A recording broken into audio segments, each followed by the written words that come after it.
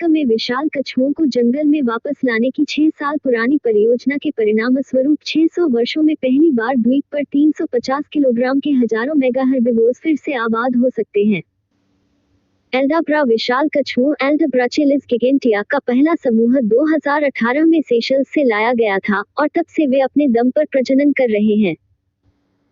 Ecologist brand Joseph बताते हैं कि कैसे इस कछुए को मवेशियों के चरने से नष्ट हो चुके क्षेत्रों में फिर से शामिल करने से द्वीप के जंगलों, घास वाले जंगलों और अतीत की झाड़ियों को बहाल करने में मदद मिलेगी। इससे भविष्य में विनाशकारी जंगल की आग को रोकने में भी मदद मिल सकती है। एल्डाब्रा विशाल कछुआ क्या है और यह महत्वपूर्ण क्यों है? गैलापागोस विशाल कछुए चेलोनोइडस नाइग्रा के बाद एल्डाब्रा विशाल दुनिया में भूमि कछुओं की दूसरी सबसे बड़ी प्रजाति है। यह 100 वर्षों तक जीवित रह सकता है और इसका एक दिलचस्प इतिहास है। यह कछुआ एल्डाब्राचेलिस एब्रप्टा के पूर्वजों से विकसित हुआ, जो 2 विशाल कछुओं में से एक था जो 15 मिलियन वर्षों तक मेडागास्कर में निवास करता था। 4 मिलियन वर्ष पहले एल्डाब्राचेलिस एब्रप्टा वंश संभवतः तैरती हुई वनस्पति के साथ बहाव के संयोजन के माध्यम से और उनकी प्राकृतिक उछाल और अच्छी तैराकी क्षमताओं की सहायता से सेशल्स में स्थानांतरित हुआ। वहां से यह एल्डाब्रा सेशल्स से 1000 किलोमीटर दक्षिण पश्चिम में एक द्वीप की ओर चला गया, जो एक तीसरी प्रजाति आज के एल्डाब्रा जॉइंट एल्डाब्राचेलिस गिगेंटिया में विकसित हुआ।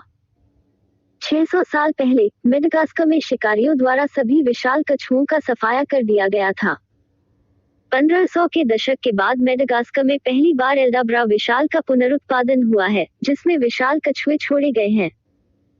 एल्डाब्रा के दिग्गज विशेष रूप से सामाजिक हैं, वे बड़ी संख्या में भोजन खोजने और एक साथ सोने के लिए एक साथ आते हैं।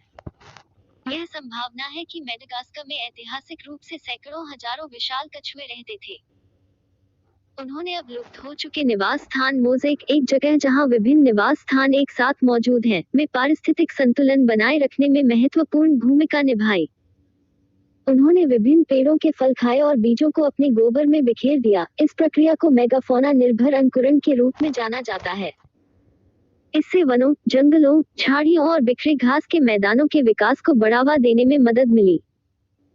आज मनुष्यों ने इनमें से अधिकांश आवासों को जला दिया है और उन क्षेत्रों में अधिकतर वृक्षविहीन घास के मैदान हैं जहां कभी विशाल कछुए रहते थे। इस कछुए को मेडागास्कर में दोबारा लाना कितना मुश्किल था?